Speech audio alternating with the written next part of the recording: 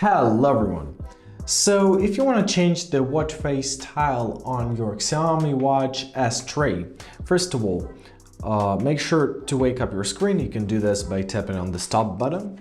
Now hold on your screen and here you will see all of your downloaded watch faces.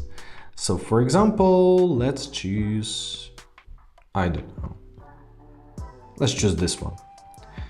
Also, let's go back at this mode. You can edit your watch faces. So you can change the style of it. You can, particularly with this one, you can change only the style of it. However, on some others, you can add up more widgets on them. So press edit, style, right, once again. And basically that's it.